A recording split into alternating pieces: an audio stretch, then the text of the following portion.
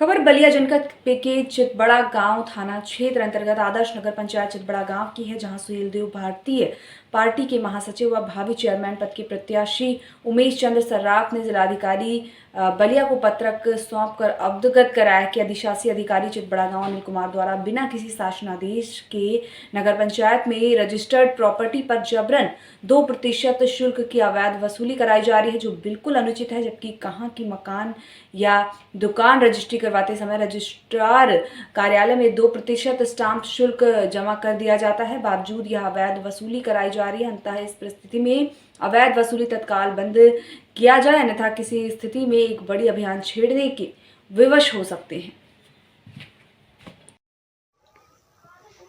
जी, एक आप अपना परिचय बताएं।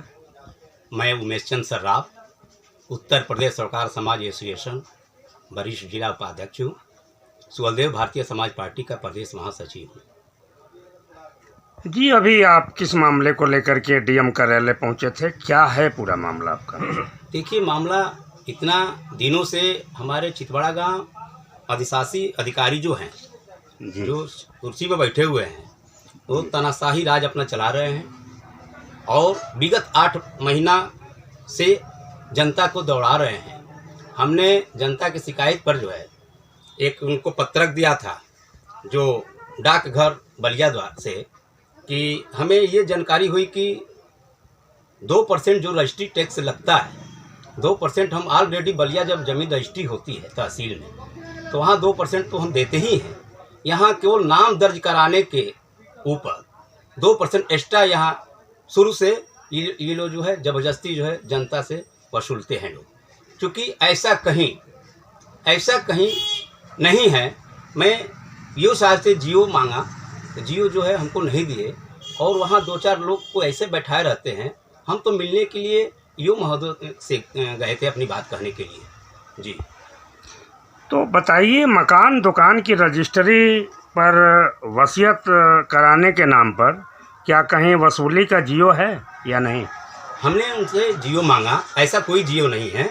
हमने मांगा उनसे, चूँकि हम भी यही कराने वाले हैं। मैं एक नागरिक के हैसियत से मैं अपने अधिशासी अधिकारी से संपर्क किया और जानना चाहा, तो टाल मटोल करके ये कहने लगे कि परंपरा के हिसाब से लगता है और लगेगा।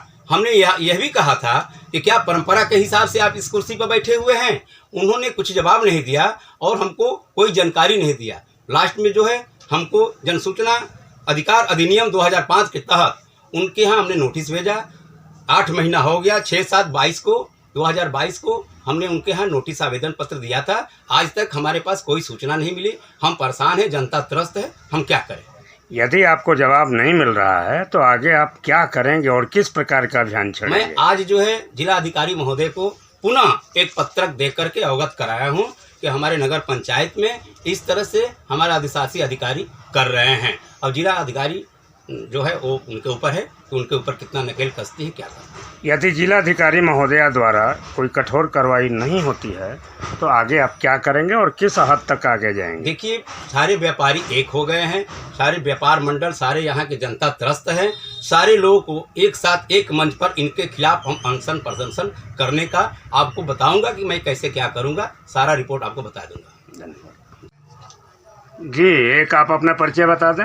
मैं उमेश चंद्र सर्राफ, उत्तर प्रदेश सरकार समाज एसोसिएशन का वरिष्ठ जिला उपाध्यक्ष हूँ और भारतीय सुहेलदेव समाज पार्टी का प्रदेश महासचिव हूँ। जी, फिर आगे कुछ और तैयारी कर रहे हैं क्या? मैं आदर्श नगर पंचायत चितबड़ा गांव का चेयरमैन पद प्रत्याशी हूँ। तो इसका मतलब ये है कि कमर आप कस चुके हैं नगर निकाय चुनाव के बिल्कुल लिए। बिल्कुल कमर कस लिए हैं। आने वाला समय बताएगा कि क्या करना है, क्या नहीं करना है।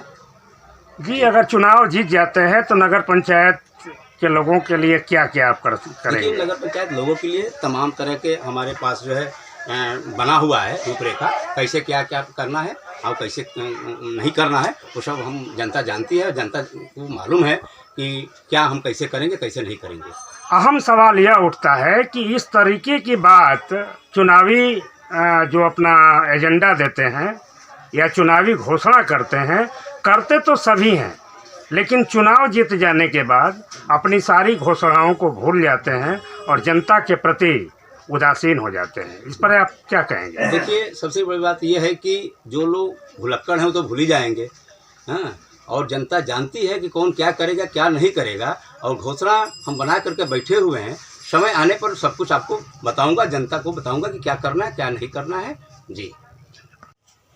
जी एक आप अपना परिचय बताएं। मैं राजेश केसरी पप्पू, अध्यक्ष व्यापार मंडल नगर पंचायत चितवाड़ा गाँव। अध्यक्ष जी, किस माहौल में, किस मामले को लेकर के आप यहाँ उपस्थित हुए हैं? क्या है पूरा मामला? मामला तो बहुत कुछ है, लेकिन विशेष मामला यहाँ जो मकान की रजिस्ट्री कराने के बाद नगर पंचायत में नाम दर्ज करवाने की जो प्रक्रिया होती है जी, उस प्रक्रिया के तहत ईओ महोदय 2% का अलग से अतिरिक्त चार्ज जो लगाते हैं, ये सरासर गलत है। पूरे प्रदेश में ऐसा कोई नियम, ऐसा कोई कानून नहीं है, ना ही उनके पास कोई जियो है। वो टोटल पैसा अपने पैकेट में ले जाते हैं और ले जाके लखनऊ में, गोमती नगर में और कानपुर के झांसी में इसका दुरुपयोग करते हैं। मैंने अभी लगभग 15 दिन पहले कुछ समस्याओं को लेकर उनको जो है फ़ोन किया, तो वो आश्वस्त कराते हैं कि बिल्कुल अध्यक्ष जी आपका काम होगा, लेकिन काम के नाम पे उनको केवल लूटने की जो है जो आदत पड़ी है। चोर चोर मौसियाउत भाई, विगत कुछ महीने पहले यहाँ के भ्रष्ट चेयरमैन ने जो लूट खसोट का जो मैटर उठाया था और लूट खसोट करके अपने घर का जो है ईंट से जोड़ के और मकान बनवाने और खेत लिखवाने का जो कार्य किया, उसके बाद लोगों को ये भरोसा जगा कि नहीं, यहाँ अनिल कुमार ईओ जो आए हैं, अधिशासी अधिकारी जो आए हैं, ये बहुत ही सज्जन है और बहुत ही मस्त हैं। लेकिन पब्लिक की सोच पे खरा उतरने के बजाय ये लूट खसोट पे जो है अपना भरोसा जताए और कुछ चुनिंदा लोगों के कहने पर सारे लोगों को जो है मीठा मीठा बोल के और सबको जो है अवॉइड करते हैं और सिर्फ अपना कार्य करते हैं। ये यहाँ कतई बर्दाश्त नहीं किया जाएगा और व्यापार मंडल इसके लिए जो है किसी भी स्तर पे उतरने के लिए तैयार है। अभी विगत 10 दिन पहले मैं आदरणीय मंत्री नंदी गुप्ता जी से मिला था, उनकी शिकायत की थी। ये ट्रांसफर के चक्कर में थे, इनका ट्रांसफर कतई नहीं होगा। ये हमारी लड़ाई इनकी बर्खास्ती चलेगी, जब तक ये बर्खास्त नहीं हो जाएंगे तब तक ये लड़ाई चलेगी। और ये अपना मनमाना रवैया जो जितना चलाना चाहे चला लें, इनको आगे भुगतना पड़ेगा। समस्याएं बहुत है, समय आने पे इसका जो है पुरजोर जो है जवाब दिया जाएगा और इनको समझ में आ जाएगा कि हाँ, नगर पंचायत की जनता क्या है और व्यापार मंडल यहाँ की क्या है।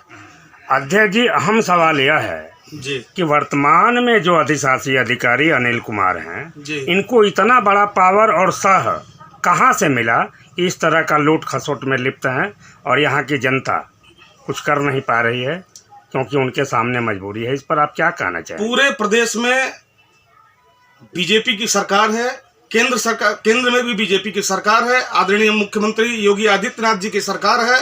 सरकार तो लगभग 19-20 अच्छी ही चल रही है, लेकिन ऐसे भ्रष्ट अधिकारियों की वजह से सरकार को बहुत कुछ झेलना पड़ रहा है और सरकार की किरकिरी हो रही है।